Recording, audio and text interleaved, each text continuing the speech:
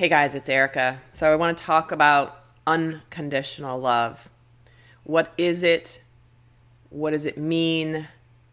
What is it not? And this can be a multi video topic. So I'm going to keep it brief for today. I'm going to talk about how the term unconditional love can be thrown around in relationships in a way that's distorted.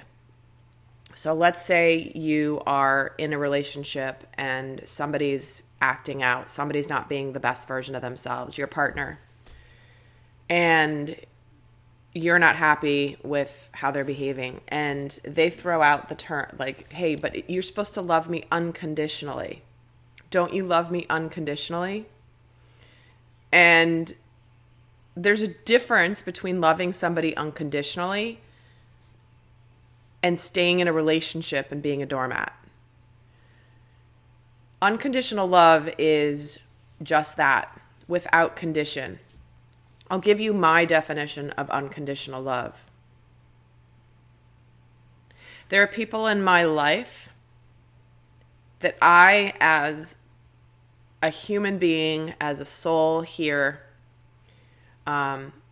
understanding that we are all here on a soul growth journey. We are all here to learn lessons. We come here with certain lessons we're supposed to learn.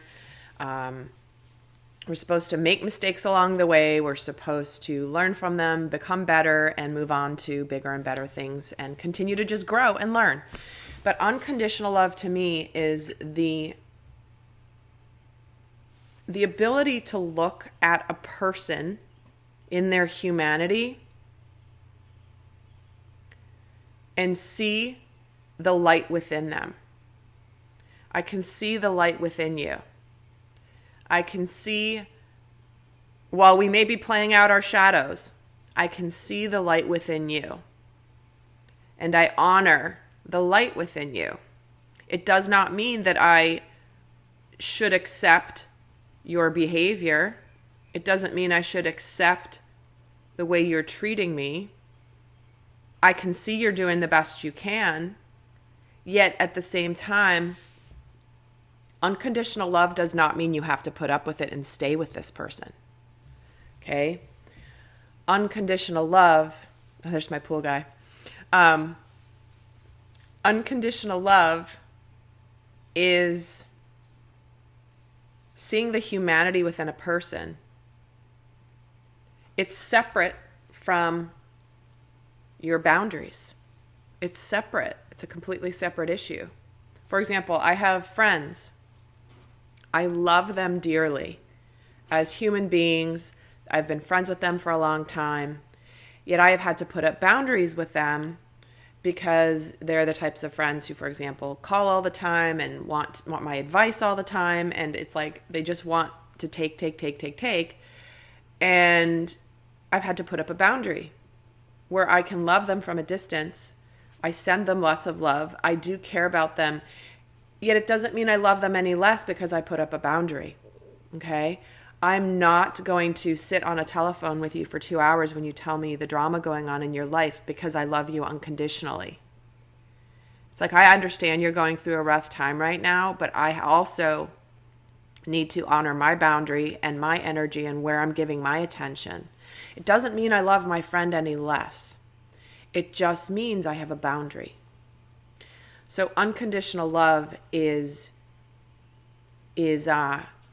something that distortion in relationships, people will throw out as a phrase all the time, but you're supposed to love me unconditionally. You don't love me unconditionally.